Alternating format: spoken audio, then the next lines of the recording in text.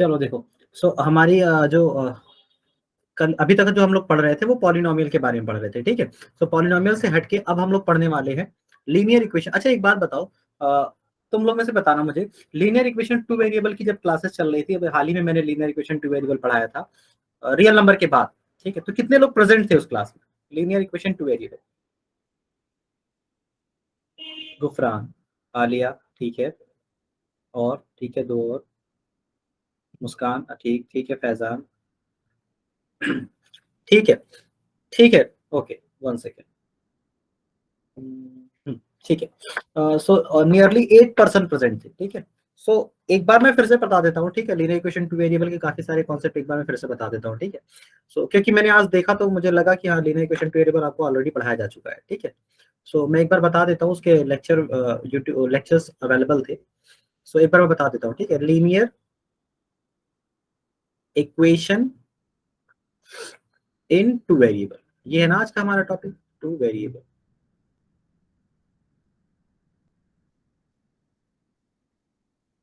ठीक है।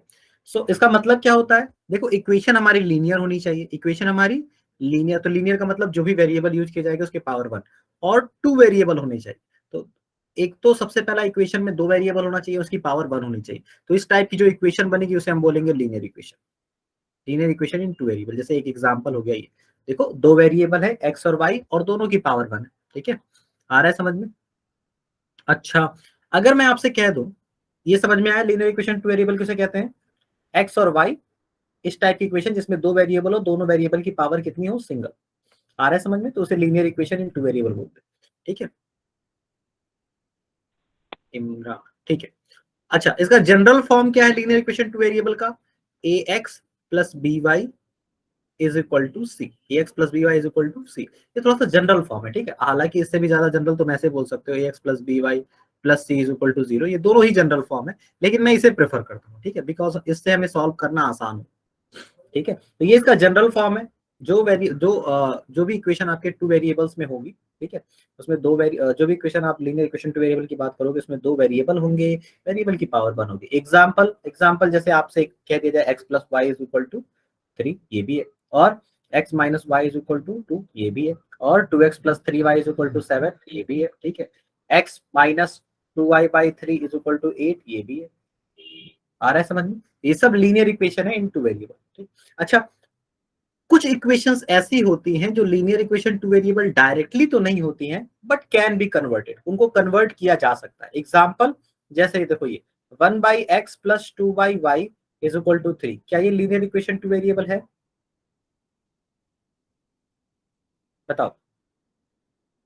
Yes sir.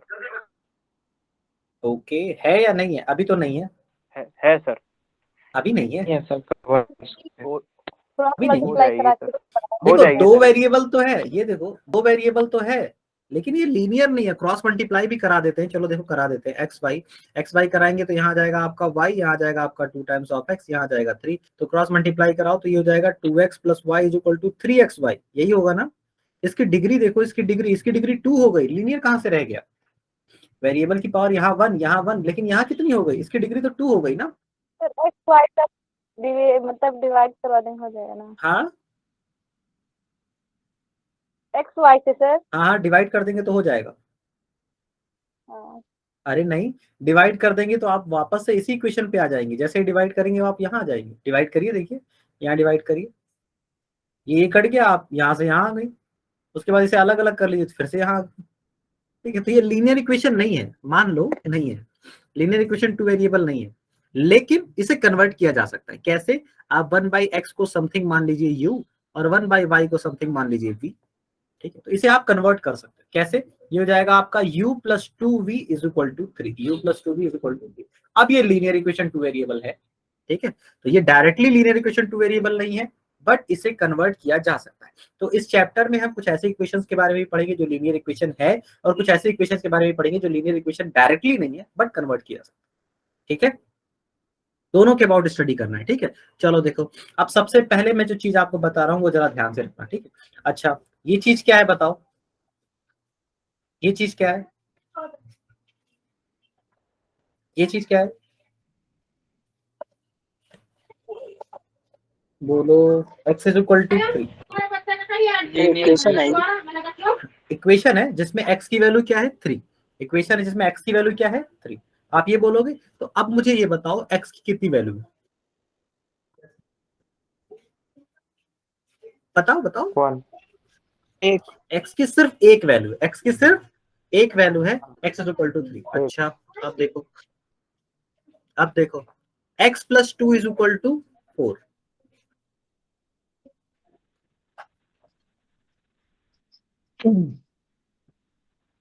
अभी एक चीज x plus 2 is equal to 4। अब बताओ अब कितनी वैल्यू है? एक 1 आएगी, एक 2 y के एक x बराबर 2। देखो अभी भी x की सिर्फ और सिर्फ सिंगल वैल्यू एग्जिस्ट करती है। देखो ऐसे आप इस 2 को इधर ट्रांसफर कर दोगे, कह दोगे भाई x is equal to 4 minus 2, answer आ जाएगा 2। सो x का आंसर 2 आया है, x का आंसर होगा, लेकिन x की सिर्फ और सिर्फ सिंगल वैल्यू होगी 2, जो इस इक्वेशन को सेटिस्फाई करेगी। सेटिस्फाई करने का मतलब समझते हो? अगर x के प्लेस पे यहाँ 2 रख दोगे ना 2, तो LHS RHS बराबर हो जाएगा। ठीक है, तो हम कहते हैं, हम देखो कहते क्या है, इस इक्वेशन का सिंगल आंसर है। इस इक्वेशन का कितना आंसर है, कितना सॉल्यूशन एग्जिस्ट करेगा, कितना आंसर है, सिंगल। सिंगल आंसर है या सिंगल सॉल्यूशन एग्जिस्ट करेगा। अब बस देखो, अब हम यहीं से आगे बड़े मूव कर जाते हैं। x plus y is equal to 2, x plus y is equal to 2, find the solution of this equation. इस इक्वेशन का सॉल्यूशन फाइंड करने का मतलब समझते हो? x और y की वैल्यू। देखो सॉल्यूशन का मतलब क्या होता है? सॉल्यूशन का मतलब होता है, सॉल्यूशन का मतलब होता है वैल्यूज। सॉल्यूशन का मतलब होता है वैल्यूज जो इक्वेशन को सेटिस्फाई करे। और सेटिस्फाई कैसे करता है? जब आप वैल्यू को पुट करो ना x की वैल्यू, तो LHS और RHS बराबर हो जाना चाहिए। ठीक है, LHS और RHS बराबर होना चाहिए। मैं आपको बताता हूं कैसे। जैसे एग्जांपल, क्या इसका सॉल्यूशन 1,3 होगा? तो हम कहेंगे जरा पुट करके देखते हैं। जैसे ही आप पुट करोगे x के प्लेस पे 1, y के प्लेस पे 3, तो 1 प्लस 3 आपका LHS आ जाएगा लेफ्ट साइड। लेफ्ट साइड यानी लेफ्ट साइड की वैल्यू आ जाएगी आपकी 4, और राइट साइड कितना है 2। तो बताओ क्या 2 4 के बराबर है? नहीं, LHS RHS बराबर नहीं। तो हम कहेंगे 1,3 सॉल्यूशन नहीं है इसका। अच्छा, फिर आपसे पूछे थे क्या 1,1 सॉल्यूशन है? तो आप कहोगे सर x की वैल्यू 1 रखते हैं, y की वैल्यू 1, तो 1 प्लस 1 ये आ गया 2, और 2 चाहिए भी था। देखो 2 आ भी गया, 2 हमें चाहिए भी था। तो LHS RHS यानी लेफ्ट पार्ट में इज इक्वल टू के लेफ्ट साइड में इज इक्वल टू के राइट साइड में, लेफ्ट पार्ट राइट साइड में LHS RHS दोनों बराबर हो गए, तो वो उसका सॉल्यूशन हो। ठीक है, अब मैं आपसे पूछता हूं ऐसे, जैसे देखो अगर आपसे कह दिया जाए 2x plus 3 is equal to 7, तो इसके कितने सॉल्यूशन एग्जिस्ट करेंगे? सिंगल। अच्छा, अच्छा इसी तरह से आपसे कहा जाता है x plus y is equal to 4, x plus y is equal to 4, इसके कितने सॉल्यूशन एग्जिस्ट करेंगे? दोनों केस में बताओ, इसमें नंबर ऑफ सॉल्यूशन बताओ, इसमें नंबर ऑफ सॉल्यूशन बताओ, चलो बताओ। सर इक्वेशन 2 में इंफिनिटी। पहले में एक करेगा, दूसरे में 2। पहले में एक, दूसरे में 2। Yes sir. बुशरा Yes, का sir. आंसर सही है। ठीक है, सर दोनों में। बुशरा का आंसर सही है। पहले में तो सिर्फ सिंगल सॉल्यूशन एग्जिस्ट करेगा। 2x की वैल्यू आप कह दोगे 4i, x की वैल्यू आप कह दोगे 2i। ठीक है, सिंगल सॉल्यूशन एग्जिस्ट करेगा बस। ठीक है, लेकिन यहाँ जब आप सॉल्यूशन की बात करते हो ना, तो आप x और y के पेयर की बात करते हो। x और y की वैल्यू जिसको पुट कर दो, तो LHS लेफ्ट साइड में और राइट साइड में बराबर आ जाए। तो जरा हम पुट करके देखते हैं। 2,2 रख सकते हैं, आप कहोगे ठीक है, रख के चेक करिए। 2 और 2 रखोगे, आपका आंसर 4 आया, तो 4 तो इसके बराबर हो गया, तो 4 4 बराबर यानी 2,2 इज द सॉल्यूशन। ठीक है, हम लिखेंगे 2,2 सॉल्यूशन। ठीक है, जरा आप 1,3 रखना, तो 1,3 रखने पे भी लेफ्ट साइड में 4 आएगा, राइट में 4 है, तो 1,3 भी सॉल्यूशन। अच्छा 0,4 रखना, इट इज आल्सो सॉल्यूशन। तो कोई भी x और y, कोई भी x और y जिनको जोड़ने पर 4 आ रहा है, वो सॉल्यूशन है। आ रहा है समझ में? इवन -1,5 सॉल्यूशन है, -2,6 सॉल्यूशन है, 3,1 सॉल्यूशन है, 4,0 ये भी सॉल्यूशन है। आया समझ में? तो ऐसे तो आप बढ़ते चले जाइए, कहां तक बढ़ जाएंगे? इनफाइनाइट।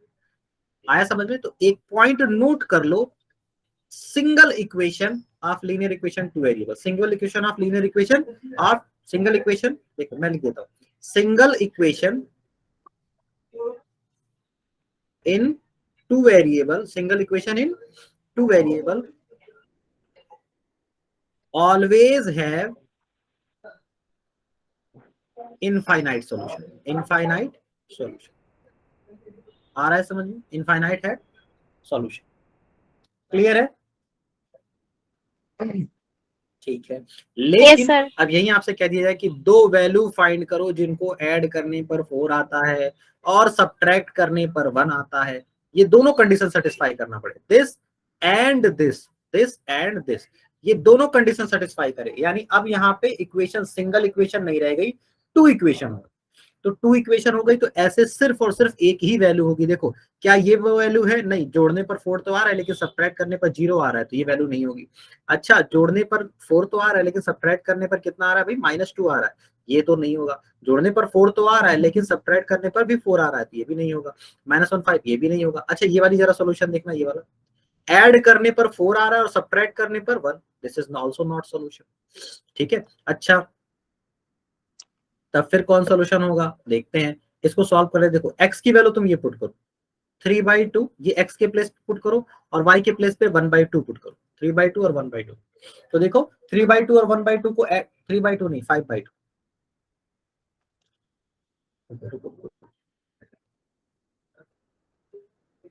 हाँ अब हो गया 5/2 एंड 3/2, 5/2 एंड 3/2। जरा इन्हें ऐड करना, इन्हें ऐड करोगे तो 8/2 आ जाएगा, दैट इज 4, यानी ऐड करने पर ये आ रहा है। जरा सब्ट्रैक्ट करना, 5/2 - 3/2, 2/2, 2/2 कट करके आंसर आता है 1, तो सब्ट्रैक्ट करने पर 1 भी आ गया। तो सिर्फ और सिर्फ एक ही वैल्यू एग्जिस्ट करेगी जो दो इक्वेशन को सेटिस्फाई करेगी। आ रहा है समझ में? तो अगर नंबर ऑफ इक्वेशन आपके पास 2 होते हैं तो सिर्फ सिंगल सॉल्यूशन एग्जिस्ट करता है। आ रहा है समझ में? तो क्या ये बात ऑलवेज है? हम कहेंगे नहीं, ऑलवेज नहीं। ठीक है, अभी एक बात समझ में आई, देखो अगर सिर्फ और सिर्फ लीनियर इक्वेशन में सिर्फ और सिर्फ लीनियर इक्वेशन 2 वेरिएबल की एक इक्वेशन, लीनियर इक्वेशन 2 वेरिएबल की कितनी इक्वेशन है, एक, तो कितने सॉल्यूशन एग्जिस्ट करेंगे, इनफाइनाइट। इनफाइनाइट। और अगर दो सॉल्यूशन है तो, दो इक्वेशन है तो 2। एक। तो यूनिक एक सॉल्यूशन। देखो ये पूरा मिलके एक सॉल्यूशन बनता है, ये पूरा मिलके एक सॉल्यूशन बनता है। ऐसा नहीं है कि 5/2 एक सॉल्यूशन है, 3/2 एक सॉल्यूशन, नहीं, क्योंकि दोनों हमें पुट करने हैं ना, तो दोनों मिलके सॉल्यूशन बना। ठीक है, आ रहा है समझ में? तो मैं आपको एक पॉइंट लिखवा दे रहा हूँ कि भाई देखो, अगर सिर्फ और सिर्फ सिंगल इक्वेशन होगी, सिंगल इक्वेशन के इनफाइनाइट सॉल्यूशन। ठीक है, अच्छा अगर एक से ज्यादा सॉल्यूशन हुए तो, एक से ज्यादा लाइन हुई तो, जैसे x + y = 4, x - y = 1। ठीक है, तो क्या है, तो पॉसिबिलिटी है। कौन कौन सी पॉसिबिलिटी, मैं सब बता देता हूँ। देखो एक पॉसिबिलिटी ये है कि यूनिक सॉल्यूशन एग्जिस्ट करे। क्या एग्जिस्ट करे, यूनिक सॉल्यूशन। जैसा कि यहाँ आया था, यहाँ यूनिक सॉल्यूशन क्या आ गया था, 5/3, 5/2, 3/2, ये आया था ना, ये यूनिक सॉल्यूशन आया। आ रहा है समझ में? लेकिन दो पॉसिबिलिटी भी है, इनफाइनाइट भी एग्जिस्ट करता है कभी कभी, और कभी कभी नो सॉल्यूशन भी एग्जिस्ट करता है। तो मैं ये दोनों चीजें आपको बता दे रहा हूँ। यूनिक सॉल्यूशन तो आपने देख लिया कैसे आ गया, दो अलग अलग इक्वेशन आपने लिखी, यूनिक सॉल्यूशन आ गया। ठीक है, इनफाइनाइट कब आता है, मैंने कहा कि भाई दो इक्वेशन, अगर एक सिंगल इक्वेशन हो तो उसपे इनफाइनाइट सॉल्यूशन आता है। अच्छा एक बात बताओ, जरा खुद ही सोच के बताना, x + y = 2 एक इक्वेशन हो गई, और दूसरी इक्वेशन हो गई 2x + 2y = 4। ठीक है, तो बताओ कितनी इक्वेशन लिखी हुई है, 2। तो 2 इक्वेशन लिखी है, तो कितने सॉल्यूशन होना चाहिए, इनफाइनाइट। 1 ले लेंगे। यूनिक हाँ, होगा, मैं यूनिक। आपको ये बता दे रहा हूँ कि देखो, ये एक्चुअली में आपको दिख बस 2 रही है, ये चीज आपको दिख बस 2 रहा है, एक्चुअली में किया क्या गया है, पहले वाले में 2 से मल्टीप्लाई कर दिया गया है। तो ये दो इक्वेशन नहीं हुई, ये कितनी इक्वेशन हुई, सेम इक्वेशन ये है। सिंगल इक्वेशन हुई। ये कितनी इक्वेशन हुई, सिंगल इक्वेशन। और अगर ये सिंगल इक्वेशन है तो इसमें कितने सॉल्यूशन एग्जिस्ट करेंगे, इस केस में इनफाइनाइट सॉल्यूशन एग्जिस्ट करेंगे। आ रहा है समझ में कि नहीं, बताओ। Yes sir. तो यस ये सर। दो रही थी, लेकिन है कितनी, है तो ये सिंगल ही है, एक पहले वाले को 2 से मल्टीप्लाई कर दिया। ठीक है, तो इनफाइनाइट सॉल्यूशन कब आता है, जब कोई एक इक्वेशन दूसरे वाले इक्वेशन से ही बनाई जाए, यानी इसी में 2 से मल्टीप्लाई करके दूसरी बना दो, ऐसा सिचुएशन होगा तो इनफाइनाइट सॉल्यूशन होगा। और इस केस में देखो होता क्या है, इस केस में यहाँ 1 है, यहाँ 2 है, रेशियो कितना है 1/2, यहाँ 1 है, यहाँ 2 है, रेशियो कितना है 1/2, यहाँ 2 है, यहाँ 4 है, यहाँ रेशियो कितना आएगा 2/4, 2/4 भी कट के 1/2। तो हम कहते क्या है, इनफाइनाइट सॉल्यूशन के लिए कंडीशन कि भाई देखो, अगर तुम्हारे पास दो इक्वेशन है, A1, मैं इसको फिर से हटा के लिख दे रहा हूँ। ठीक है, हम ऐसे कहते हैं, अगर तुम्हारे पास कोई दो इक्वेशन है, A1x + B1y + C1 या = C1, A2x + B2y = C2, ये दो इक्वेशन है। ठीक है, तो अगर ऐसा हुआ कि a1/a2 की वैल्यू b1/b2 के बराबर और c1/c2 के बराबर है, तो इस सिचुएशन में इनफाइनाइट सॉल्यूशन एग्जिस्ट करेगा। इनफाइनाइट सॉल्यूशन, हाँ इनफाइनाइट सॉल्यूशन। उसका रीजन समझ में आया इनफाइनाइट सॉल्यूशन क्यों? बिकॉज भाई जब रेशियो बराबर है ना, तो इसी इक्वेशन में कुछ मल्टीप्लाई करके ये लाया गया हो। आ रहा है समझ में? तो ये दो इक्वेशन नहीं है, ये एक ही इक्वेशन, इसीलिए इनका ग्राफ भी सेम लाइन बनता है, इसीलिए इसका ग्राफ भी क्या बनता है, एक सिंगल लाइन आता है। और हम क्या पढ़ते हैं, हम कहते हैं नहीं ऐसा सिंगल लाइन नहीं है, दो लाइन है, दो लाइन आपस में कॉन्साइड कर देंगे। आ रहा है समझ में? ऐसे तो पढ़ते हैं ग्राफिकली कि लाइन कॉन्साइड कर देगी, कि दोनों लाइन ग्राफ पे इसको ड्रा करोगे तो दोनों लाइन एक ही लाइन पे आ गई, मिल गई, ऐसे बोलते हैं ना। तो एक्चुअली में वो एक ही लाइन होती है क्योंकि इक्वेशन ही एक है। ठीक है, चलो अब आगे देखो, ये तो एक केस हो गया। अच्छा, फिर दूसरा केस अब मैं बताता हूँ कि कब तुम्हारा नो सॉल्यूशन एग्जिस्ट करता है। एग्जांपल देखते हैं, एग्जांपल। अच्छा एग्जांपल देखो, आपसे कहा जा रहा है ऐसा करना, मैं एक एग्जाम्पल ऐसे ही कह देता हूँ कि चलो भाई सोफिया तुम ऐसा करो, सोफिया तुम ऐसा करो कि भाई दो वेरिएबल ले लो जिनको ऐड करने पर 1 आए और उनको ऐड करने पर 3 आए। ऐसे दो वेरिएबल ले लो जिनको ऐड करने पर 1 आए और उनको ऐड करने पर 3 आए। तो बताओ सोफिया, कोई ऐसा दो वेरिएबल तुम्हें मिलेगा? आप क्या बोलेंगे कि भाई ये जादू थोड़े हो रहा है, नहीं सर। ऐड करने पर या तो 1 ही आएगा या तो 3 आएगा, दोनों कैसे आ सकता है? आ रहा है समझ में?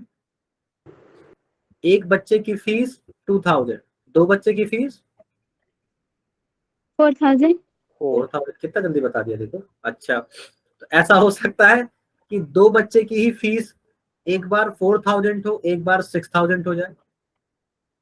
या तो 4 ही होगा या तो 6 ही होगा ना, दोनों नहीं ना हो यस सकता। सर। और यहाँ देखो कुछ वैसा ही है, कह रहा है एक्स और वाई ऐसे वेरिएबल है कि जब तुम इनको ऐड कर रहे हो ना तो 1 आए। और दूसरी लाइन क्या कह रही है, एक्स और वाई ऐसे वेरिएबल है जिनको ऐड करने पर 3 आ रहा है। तो जब ये सेटिस्फाई करेगा तो ये नहीं करेगा, ये सेटिस्फाई करेगा तो ये नहीं करेगा। आ रहा है समझ में? ये दोनों एक साथ कभी भी सेटिस्फाई कर ही नहीं सकते। और ऐसी सिचुएशन में हम क्या बोलेंगे, नो सॉल्यूशन। ये देख के ही पता चल रहा है कि सॉल्यूशन एग्जिस्ट करेगा या नहीं। अच्छा, तुम्हें लग नहीं रहा है कि ये नो सॉल्यूशन की सिचुएशन कब आई है? जब x वाला और y वाला बराबर था और z वाला यानी c वाला बराबर नहीं था।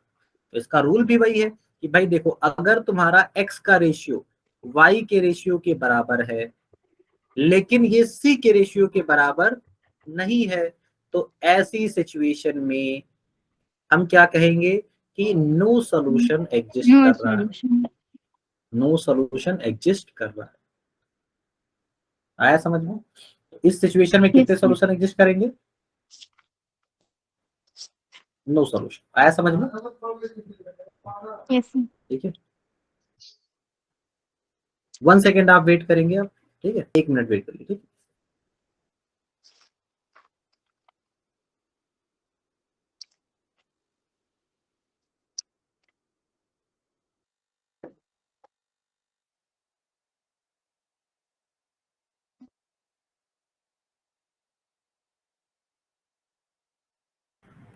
आया समझ में? चलो अब हम आगे बढ़ जाते हैं। अब हम कहेंगे भाई एक और सिचुएशन लेते हैं। देखो, अब एक हमने देखा था यूनिक सॉल्यूशन, और यूनिक सॉल्यूशन सिर्फ और सिर्फ तब आता है जब इन दोनों में कुछ कॉमन ना हो, दोनों इक्वेशन ही अलग हो। जैसे एक आपने कह दिया x + y = समथिंग c1, एक कह दिया x - y, तो इन दोनों में कुछ भी कॉमन नहीं है, यही कॉमन नहीं होता। इन दोनों इक्वेशन को एक जैसा आप इक्वेशन नहीं कह सकते। आ रहा है समझ में? दोनों इक्वेशन सेम नहीं हो सकते। ठीक, तो इस केस में क्या एग्जिस्ट करता है, यूनिक सॉल्यूशन। तो यूनिक सॉल्यूशन का आप रूल क्या बनाओगे? यूनिक सॉल्यूशन का रूल बनता है,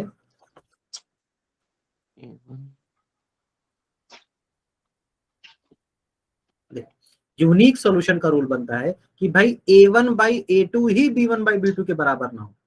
तो अगर ऐसा हुआ ना, a1/a2 b1/b2 के बराबर नहीं होगा तो दोनों सॉल्यूशन अलग दिखेगी, इक्वेशन ही अलग है। c1 से हमें मतलब ही नहीं, c1 बराबर हो ना हो उससे कोई फर्क नहीं पड़ता। अगर यही बराबर नहीं है तो इस केस में क्या आएगा, यूनिक सॉल्यूशन। इस केस में क्या आएगा, यूनिक सॉल्यूशन। ठीक है। अच्छा, लीनियर इक्वेशन 2 वेरिएबल की दो सिचुएशन, टोटल 3 केसेस हैं।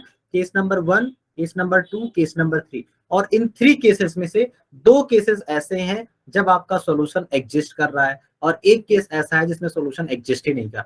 तो इन दोनों केसेस को बोला जाता है, अगर इन दोनों में से कोई एक सिचुएशन एग्जिस्ट कर रही है तो हम बोलते हैं सॉल्यूशन एग्जिस्ट, सॉल्यूशन एग्जिस्ट। और अगर सॉल्यूशन एग्जिस्ट कर रहा है तो इस केस में इक्वेशन क्या होती है, कंसिस्टेंस, कंसिस्टेंस, कंसिस्टेंस एक वर्ड है, तब यहाँ पे आपकी इक्वेशन कंसिस्टेंस होती है। कंसिस्टेंस का मतलब इक्वेशन में सॉल्यूशन होगा, इक्वेशन में सॉल्यूशन होगा, आइदर जीरो आइदर इनफाइनाइट, लेकिन इक्वेशन में सॉल्यूशन होगा, ये होता है कंसिस्टेंस का मतलब।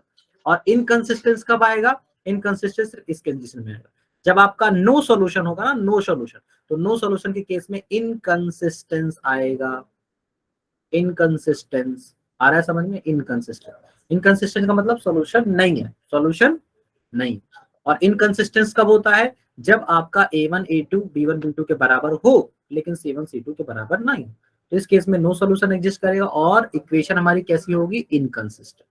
बाकी दोनों केस में, इनफाइनाइट और यूनिक के केस में सॉल्यूशन एग्जिस्ट करता है, और सॉल्यूशन एग्जिस्ट करता है तो इक्वेशन हमारी कंसिस्टेंस होगी। ये वर्ड समझ में आया, इसलिए मैं 2 बार 3 बार रिपीट कर रहा हूं, बोलो आया समझ में। Yes sir. अभी तक हमने ये पढ़ा कि भाई सॉल्यूशन कब एग्जिस्ट कर रहा है, कब सॉल्यूशन एग्जिस्ट नहीं कर रहा है, लीनियर इक्वेशन टू वेरिएबल का। अब हम देखते हैं लीनियर इक्वेशन टू वेरिएबल को सॉल्व कैसे करते हैं, ठीक है, कैसे सॉल्व करते हैं। तो देखो, जो भी लीनियर इक्वेशन टू वेरिएबल उसे सॉल्व करने के 3 मेथड्स हैं। पहला सब्स्टिट्यूशन, पहला क्या है, सब्स्टिट्यूशन, दूसरा एलिमिनेशन,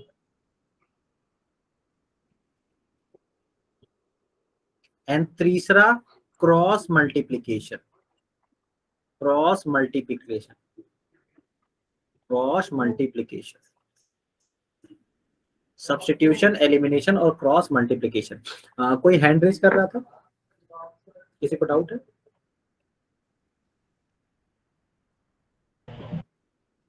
नो, चलो ठीक है।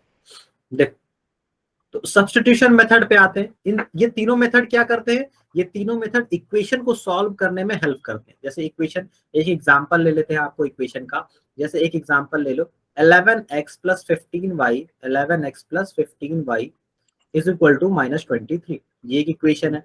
और इस इक्वेशन के बाद दूसरी इक्वेशन है आपका 7x - 2y is equal to 20, 7x - 2y is equal to 20। ये आपकी 2 इक्वेशंस है, ठीक है, आ रहा है समझ में, ये 2 इक्वेशंस है।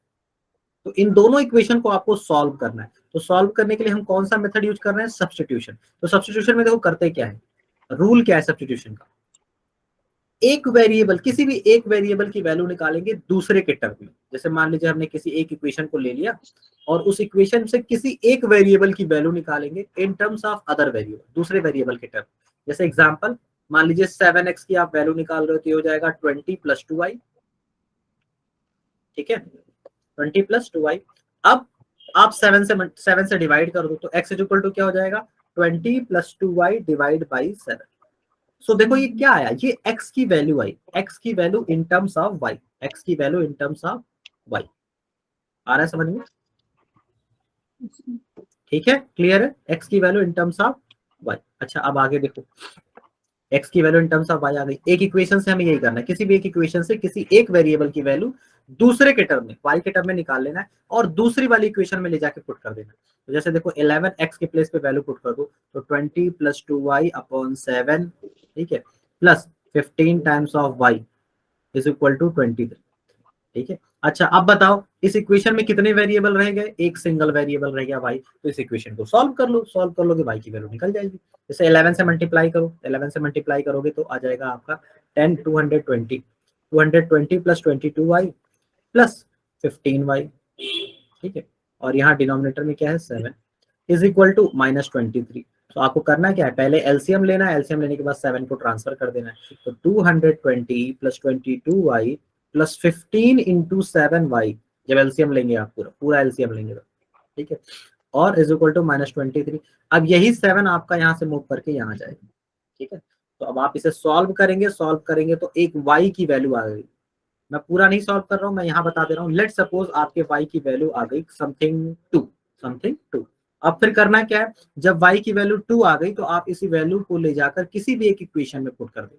यहाँ पुट कर दो y की वैल्यू, यहाँ पुट कर दो, किसी भी एक इक्वेशन में पुट कर दो, वहां से करस्पॉन्डिंगली x की वैल्यू आ रही है। तो ये होता है सब्स्टिट्यूशन, लेकिन एंट्रेंस पॉइंट ऑफ व्यू से इसकी जरूरत ज्यादा नहीं, इसकी जरूरत ज्यादा नहीं। ठीक है, आ रहा है समझ में? हमें जो मेन रीजन, जो मेन चीज है पढ़ने के लिए वो एलिमिनेशन, एलिमिनेशन ही हमें पढ़ना, elimination and then consistency of equation, ये दो चीजें हमें पढ़ना है और वर्ड प्रॉब्लम। ठीक है, आ रहा है समझ में? क्रॉस मल्टीप्लिकेशन ना, बिल्कुल ना, कोई ज्यादा जरूरी नहीं है। ठीक है, आ रहा है समझ में? मैं बता दूंगा लेकिन कोई रिक्वायरमेंट नहीं। जो आपको एंट्रेंस तो एक पॉइंट ऑफ व्यू मेथड से से रिक्वायरमेंट है, इसका देखो सॉल्यूशन नहीं करना चाहिए, क्या हुआ। तो किसी भी मेथड से निकाल सकते, बस उसका सॉल्यूशन नहीं करना चाहिए। हाँ वही तो, एंट्रेंस में थोड़ा लिख के देगा कि भाई आप एलिमिनेशन से निकालो, इसीलिए तो।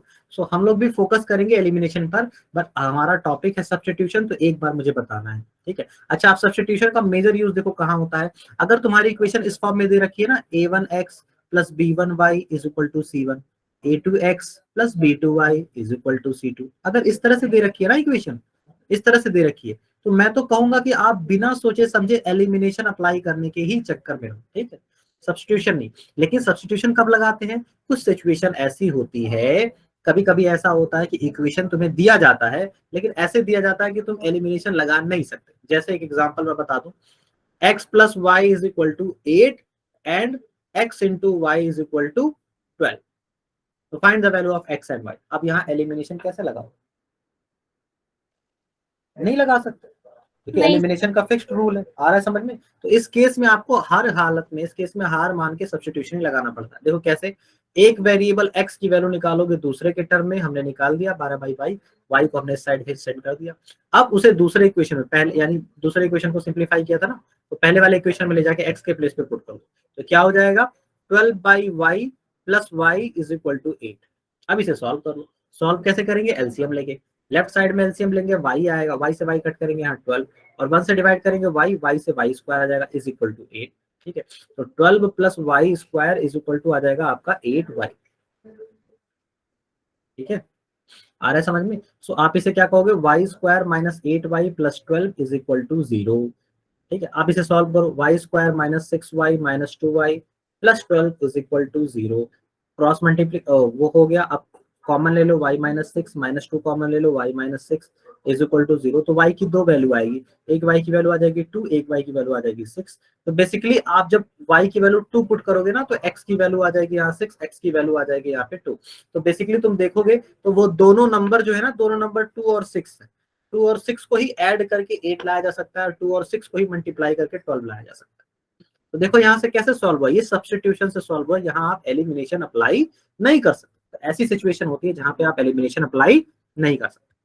ठीक है, क्लियर है? Yes sir.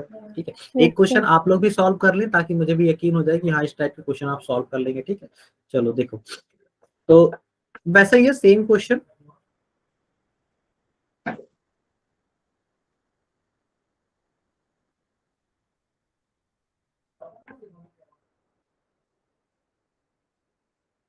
Find the value of x and y, find the value of x and y।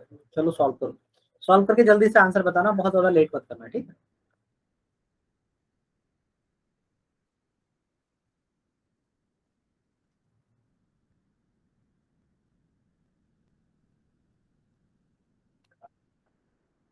और 14 कितना? 1 for 14 1 और 14 1 और 14 नहीं आएगा, 14 इंटू 1 12 कहाँ होता है? मुस्कान क्वेश्चन सॉल्व करो। Yes sir. Imran, yes sir कर रहे हैं। ये बताओ इंग्लिश की प्रॉब्लम तुम्हारी सही हुई? हाँ सर, फिजिक्स में और मैथ में तो सही हो गई। अच्छा, तो वो भी सही हो जाएगी, हाँ। घबराओ मत। देखो यार, यूज टू रहना पड़ता है। तुम लोग का एग्जाम हो गया ना, अगर एग्जाम फाइनल हो गया तो भी तुम बेफिक्र हो जाओ, और यही वो सर, टाइम है जब तुम्हें, यही वो, हाँ एग्जाम नहीं हुआ है हमारा। हाँ, मतलब 21 को है, पता है मुझे, वो सीबीएसई का है ना। सर वाई थ्री और 8 हाँ, यूपी बोर्ड है हमारा। यूपी बोर्ड में एग्जाम लेकिन खत्म नहीं हुआ? वो हम 11th क्लास में है ना। अच्छा, तुम 11th में हो? हाँ, तो 11th में तो एग्जाम हो चुका होगा यार, 12 से पहले ही हो जाता है।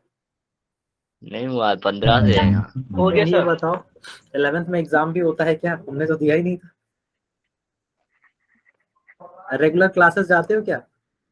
रेगुलर जाते हैं, वहाँ पे वो प्रेशर डालते हैं इस वजह से, तो कहते हैं अच्छा, फेल कर देंगे। चलो फिर नॉर्मली दे देना, वो 11th का मार्क्स ऐड थोड़े होता है, कोई बात नहीं। चलो देखो, चलो हम इसे सॉल्व करते हैं, ठीक है। खालिक जमन, चलो देखो इसे सॉल्व करते हैं। एक सर वेरिएबल आ की गया। वैल्यू दूसरे के टर्म में पहले निकालेंगे। x y equal to equal to कितना? 3, y इक्वल टू 8। बस अब सही है, y इक्वल टू 3 और y इक्वल टू 3 और 8। 8 सर, 8 3 और 8 Yes, का sir. प्रोडक्ट 12 नहीं होता, उसमें से कोई एक ही आंसर सही है भाई। 3 और 8 का प्रोडक्ट करके 12 कैसे लाओगे? सर इसमें तो दोनों वैल्यू पॉजिटिव में आ रही हैं। हाँ तो देखो कौन सी वैल्यू सही है फिर, ठीक है। चलो मैं बताता हूँ, देखो ठीक है तुम्हारा आंसर सही है। चलो देखो x की वैल्यू हमने निकाला दूसरे के टर्म में, तो आ गई 12/y। 12/y को ले सर जाके हमने- एक y की वैल्यू है 3 और एक y की वैल्यू है 8। बिल्कुल बिल्कुल यही है, लेकिन दोनों में से कोई एक करेक्ट होगा, ठीक है। चलो Yes, मैं sir. बताता हूँ। 12/y यहाँ ले चल के पुट करते हैं। 2 इंटू 12/y पुट कर दिया, plus y is equal to 11। तो आंसर क्या आ जाएगा?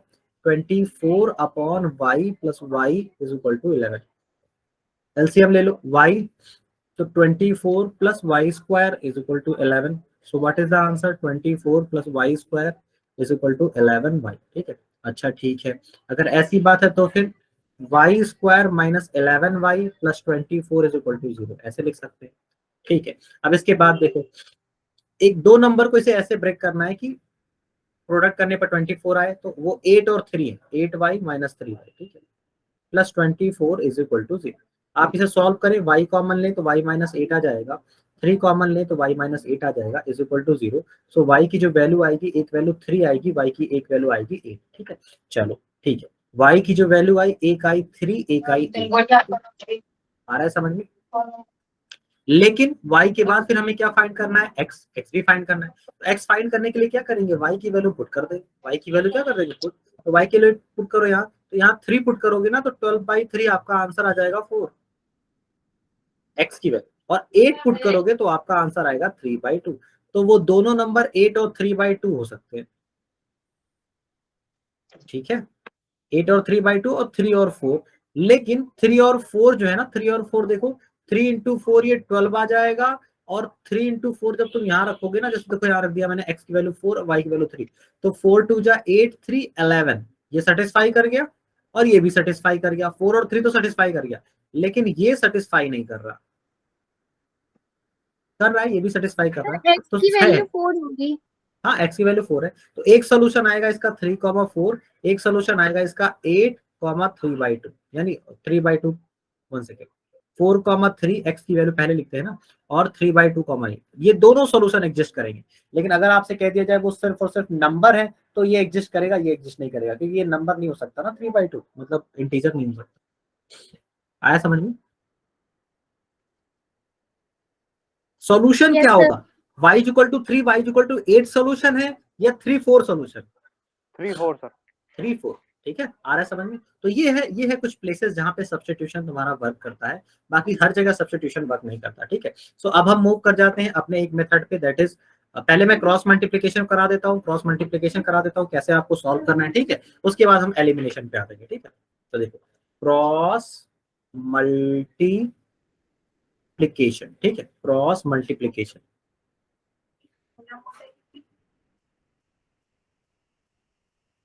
वन सेकेंड,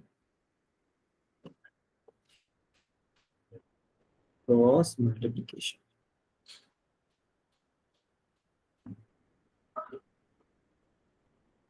ठीक है, क्रॉस मल्टीप्लिकेशन, ठीक है। तो क्रॉस मल्टीप्लिकेशन में करते क्या है, आप टू इक्वेशंस को सॉल्व करते हैं, ठीक है, टू इक्वेशंस को सॉल्व करते हैं। लेट्स सपोज मैंने आपको टू इक्वेशन दे दी, एक इक्वेशन है 2x plus y is equal to 1, और दूसरी इक्वेशन कौन सी है? 4x minus 3y is equal to minus 1, is equal to minus 1, ठीक है। एक इक्वेशन ये है, एक इक्वेशन, इन दोनों को आपको सॉल्व करनी है, ठीक है, यूजिंग क्रॉस मल्टीप्लिकेशन। तो मैं आपको बता देता हूँ क्रॉस मल्टीप्लिकेशन का स्टैंडर्ड फॉर्म ऐसे होता है। पहले देखो, a1x plus b1y is equal to c1। एक इक्वेशन ऐसी होती है। दूसरी equation a2x plus b2y is equal to c2, दूसरी इक्वेशन ऐसे होती है।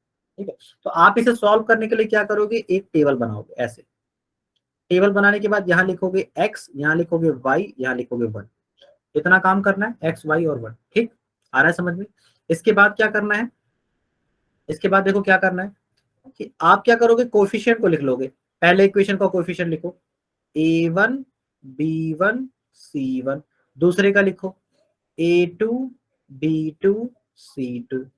आ रहा है समझ में, दोनों हमने कर दिया। ठीक, अच्छा इक्वेशन का ये लिखने के बाद अब फिर हमें क्या करना है, सॉल्व। तो देखो सॉल्व करने का तरीका क्या है, इसका सॉल्व करने का तरीका कुछ ऐसे है कि x upon is equal to y upon is equal to 1 upon, ऐसे लिख दो तीनों। पहले लिख लिया। अच्छा देखो x के नीचे क्या आएगा, तो x के नीचे क्या आएगा उसको फाइंड करने के लिए आप क्या करो, x को ऐसे कवर करो, x वाले को ऐसे कवर कर लो, इस वाले पोर्शन को कवर कर लो। ठीक है, इसको कवर कर लो, हमने कवर कर दिया। ठीक है, अब कवर करने के बाद हमें क्या करना है, y वाले का पहले इससे मल्टीप्लाई करना है b1 c2, देन सब्ट्रैक्ट करना है। क्या सब्ट्रैक्ट करना है, b2 c1, b2 c1। ये हो गया x का काम खत्म। ठीक है, अब आ जाओ y पे।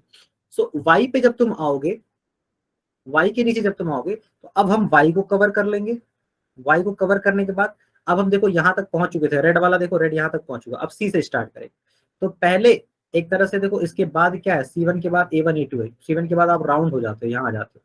ठीक है, आ रहा है समझ में। तो c1 के बाद a1 a2, तो आप करोगे क्या, पहले c1 से जाओगे a2 पे, c1 से हम गए a2 पे। ठीक है, और देन c2 से a1 पे, माइनस c2 a1।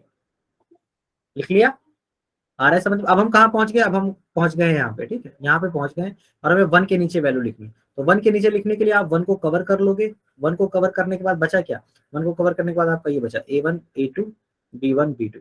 और आपको पता है हम a1 a2 पे पहुंच चुके थे, तो a1 b2 पहले लिख लेंगे, फिर a2 b1 लिख लेंगे। तो a1 b2 और माइनस a2 b1। तो इतना करने के बाद आपका आंसर आ जाएगा। पहले आप ये करना सीख लो, पहले आप ये करना सीख लो। इस चीज को मैं एक एग्जांपल से बता दे रहा हूँ। ठीक है, ये चीजें समझ में आई कैसे मैंने एक अरेंजमेंट बनाया है। Yes sir. Yes sir. ठीक है, अर्श, Bushra, Asif, Faizan. Yes sir. Yes sir, yes ठीक है, सर। ठीक है, चलो ठीक है। अगर ये चीज क्लियर है इतना, जैसे मैंने अरेंजमेंट बनाया, तो हम अब इसको क्वेश्चन को सॉल्व करने की कोशिश करते हैं। ठीक है, जो मैंने आपको क्वेश्चन दे रखा। ठीक,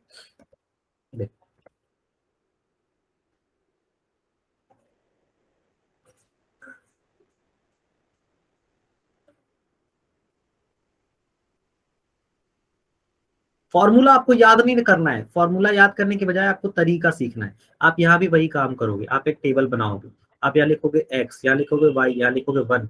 लेकिन अब x के नीचे पहली इक्वेशन 2 1 और 1, कोएफिशिएंट लिख लिया। अब दूसरी इक्वेशन के नीचे दूसरा कोएफिशिएंट 4 और -3 और कितना है -1 लिख दिया।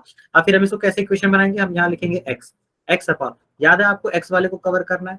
जब हम x को कवर करेंगे तो बचेगा क्या, ये दोनों बचेंगे। इन दोनों को कैसे सॉल्व करेंगे, पहले इसको इससे मल्टीप्लाई करो, 1 इंटू -1 माइनस 3 इंटू 1 -3 इंटू 1। आ गया समझ में। सर आप x y और 1 क्यों लिखे हैं, c भी तो लिख सकते हैं। कोई बात नहीं बेटा, 1 इसलिए लिखे है क्योंकि लास्ट में जब आप इक्वेशन लिखते हो ना, तो यहाँ y होता है, इसके बाद यहाँ 1 होता है, इसलिए ये बताने के लिए बस कि x वाले के नीचे हम लोग यहाँ लिख रहे हैं, y के नीचे हम यहाँ लिख रहे हैं, यहाँ 1 होता है, 1 के नीचे यहाँ। ठीक है, इसलिए हमने c नहीं लिखा। ठीक है, c आपका जनरल इक्वेशन में होता है a1x plus b1y equal to c1। ठीक है, आ रहा है समझ में। Yes sir. इसलिए 1 लिखा है कि आंसर आएगा ना 1 से। चलो अब देखो दूसरे में, देखो अब हम y को कवर कर लेंगे, y को हमने कवर कर लिया। तो y को कवर कर लेंगे तो फिर हम कहाँ पहुंच चुके थे, देखो y को कवर कर लेंगे तो हमारे पास दो चीजें मिलेंगी, 2 4 और 1 और -1। ठीक है, ये 1 वाला मिलेगा, देखो ये हमने कवर कर लिया, ये हमने कवर कर लिया। तो नीचे बचा क्या, 1 और -1, 2 और 4। आपको याद है हम लोग यहाँ से इसको जब कवर किए थे तो यहाँ से यहाँ मूव कर गए थे, यहाँ तक मूव कर गए थे। तो अब यहाँ से बैक जाना है, यहाँ से मूव करना है, तो इसको आगे लिख लेते हैं, इसके आगे यहाँ से इसको मल्टीप्लाई करना, यहाँ से मल्टीप्लाई करना स्टार्ट करेंगे।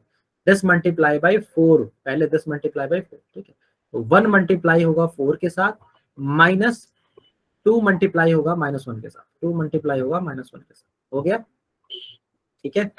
अच्छा आप किसे कवर करना है, आप कवर करना है 1 को, तो 1 वाले को कवर कर लेंगे, तो 1 वाले को कवर करेंगे तो हमारे पास बचेगा क्या 2 4 और यहाँ पे है 1 और -3। अच्छा आपको पता है हम 2 4 पे पहुंच चुके थे, तो 2 4 पे पहुंच चुके थे, तो 2 का मल्टीप्लीकेशन -3 के साथ 2 मल्टीप्लाई बाई -3 और 4 का मल्टीप्लीकेशन 1 के साथ तो 4 मल्टीप्लाई बाई 1। ठीक है, तो ये इक्वेशन रेड्यूस हो जाएगा, देखो ये हो गया -1 और माइनस ये हो गया -3 और -3 हो गया +3, तो -1 + 3 x अपॉन -1 + 3 और यहाँ पे क्या आ जाएगा y अपॉन ये 4 + 2 और ये हो जाएगा 1 अपॉन, देखो ये -6 आएगा और ये -4, तो -6 - 4। इसे और सिंप्लीफाई करो तो ये हो जाएगा x/2 is equal to y/6 is equal to 1 upon -10।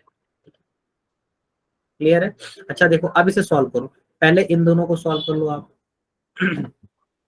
तो y की वैल्यू क्या आ जाएगी, 6 को इस तरफ ले आओ तो 6/10 ये आ गया। अच्छा अब इन दोनों को सॉल्व कर लो, x/2 इज इक्वल टू 1/10 है ना, तो 2 को इस तरफ ले आओ तो x इज इक्वल टू कितना आ जाएगा 2y-10, दोनों का आंसर आ गया। तो ये है आपका क्रॉस मल्टीप्लीकेशन। क्लियर है? बोलो, आया समझ में? Yes sir. यस सर आ गया। देखो माइनस प्लस की बहुत गलतियां हो सकती है इसमें, तो बहुत बहुत शांति के साथ इसे करना होता है। ठीक है, एक क्वेश्चन पे चाहो तो प्रैक्टिस कर सकते हो, एक क्वेश्चन मैं दे देता हूँ उस पर प्रैक्टिस कर लो, फिर हम आगे मूव कर जाते हैं। ठीक है, फिर एलिमिनेशन पढ़ेंगे, एलिमिनेशन के बाद सीधा word problem, chapter finish. 1 second, graphical analysis भी बताना है। मैं आपको एक क्वेश्चन दे दूं, सो 2x - 3y is equal to, इसमें अच्छे क्वेश्चंस लगाने हैं, बस ये एक ही क्वेश्चन मिलेगा ऐसे आसान। ठीक है, इसके बाद हमें अच्छे क्वेश्चंस लगाने पड़ेंगे। 7x - 2y is equal to 20। 7x - 2y is equal to, इसे आप क्रॉस मल्टीप्लीकेशन से सॉल्व करिए। ठीक है, और सॉल्व करके वैल्यू बताइए।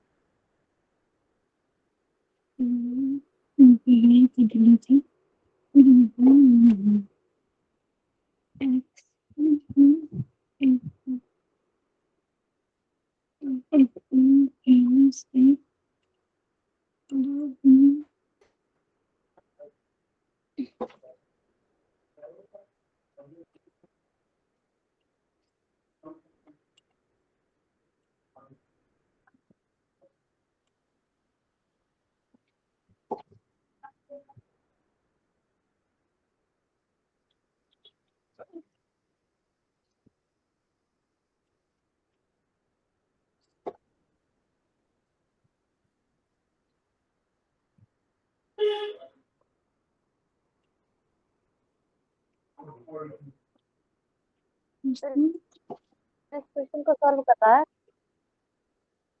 क्या हुआ? तो इसको सॉल्व करना है। हाँ हमारा बिल्कुल सॉल्व नेटवर्क करना है, सॉल्व करके आंसर बताना है। अच्छा नेटवर्क कर रही है। चलो कोई नहीं।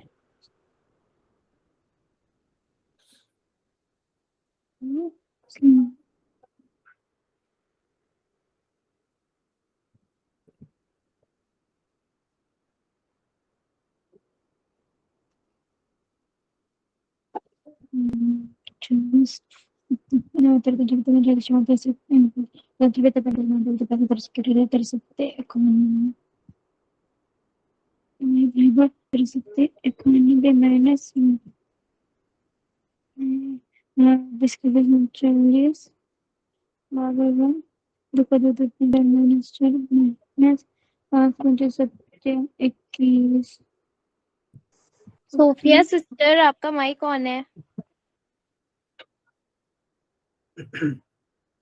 चलो कोई बात नहीं, चलो इधर देखो। Sir y is equal to 3 और x okay, y is equal to 3 and x is equal to 2। x is equal to 2। ठीक है, सबका हो गया ये। Yes sir. ठीक है, चलो अगर हो गया तो सही है, वरना मैं आपको ये होम असाइनमेंट दे दे रहा हूँ। ठीक है, आप इसे सॉल्व करके, जिसका नहीं हुआ है सॉल्व करके आप मुझे स्क्रीनशॉट सेंड कर दीजिएगा। ठीक है, ओके ठीक है। Yes sir. Okay sir. चलो चलो ठीक है, अब हम मूव कर जाते हैं अपने नेक्स्ट टॉपिक पे, दैट इज एलिमिनेशन। ठीक है, तो देखो एलिमिनेशन के कुछ रूल्स हैं, बस आप उस रूल्स को अगर आप फॉलो करेंगे तो एलिमिनेशन के क्वेश्चन सॉल्व हो जाते हैं। पहले हम इसी क्वेश्चन को सॉल्व कर लेते हैं। 2x minus 3y is equal to 30 and then 7x minus 2y is equal to 20। 7x minus 2y is equal to 20। So what is the rule? Rule है क्या आपके? तो देखो रूल नंबर फर्स्ट, किसी एक वेरिएबल को आप टारगेट करोगे, किसी एक वेरिएबल को आप आइदर x आइदर y। ठीक है, सेकंड क्या है, उसका कोएफिशिएंट सेम करोगे, उसका जो कोएफिशिएंट है वो सेम करोगे। ठीक, यानी जो उससे मल्टीप्लाई है उसे सेम करोगे, दोनों इक्वेशन में सेम करोगे। थर्ड, साइन को अपोजिट करोगे, साइन को अपोजिट, साइन अपोजिट करने के बाद क्या करोगे, फोर्थ स्टेप क्या है इसमें, ऐड कर दोगे। क्या कर दोगे उसके, ऐड, इक्वेशंस को ऐड कर दोगे।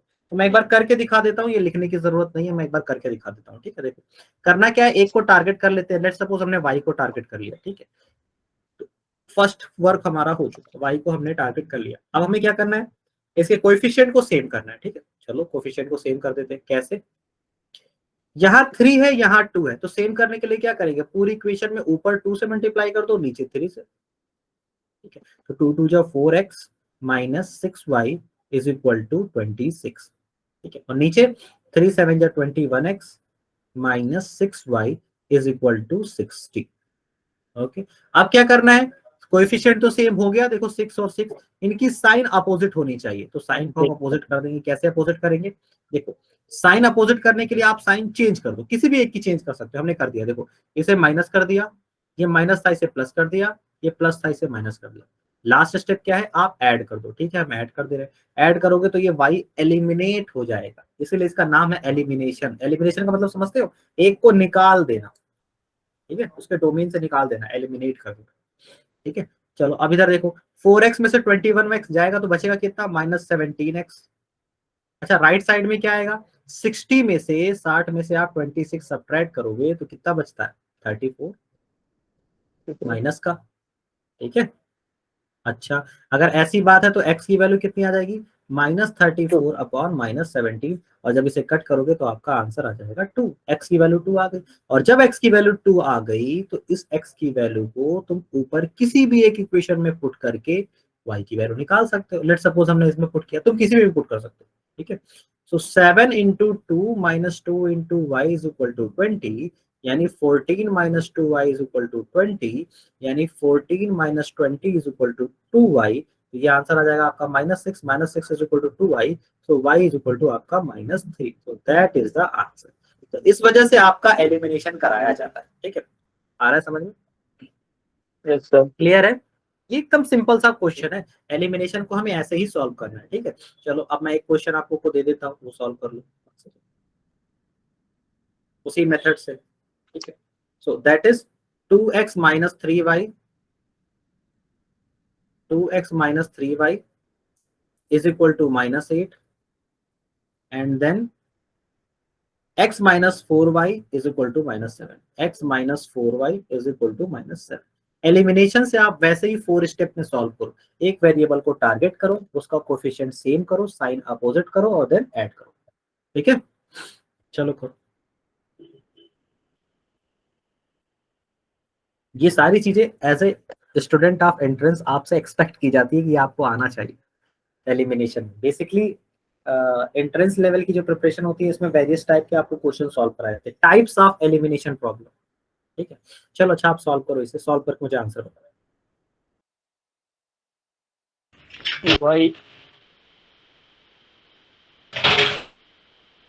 y is equal to 6 upon 5, x is equal to minus 22 upon 5, x is equal to 22 minus by 5। 22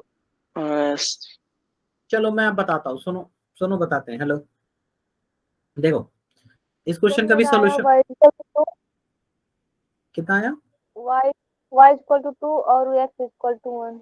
2 और 1 जरा हम चेक कर लेते हैं। देखो अगर हम 2 पुट करते हैं तो 2 2 जा 4 आ जाएगा, और 1 पुट करते हैं तो 1 3 जा 3 आ जाएगा, और 4 माइनस 3 1 आना चाहिए, 8 नहीं, रॉन्ग है। फिर y is equal to 6 upon 5।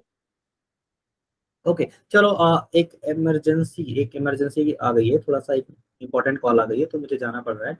मैं इसे कंटिन्यू कर दूंगा कल की क्लास आपकी थोड़ी सी, कल तो आप ऐसे क्लास है नहीं, कल तो टेस्ट है। मंडे की जो क्लास मेरी होगी मैं उसे थोड़ी सी लॉन्ग कर दूंगा, ठीक है? आ रहा है समझ में? ठीक है। Yes, sir. Yes, sir. Yes, sir. Yes, sir. Okay, sir.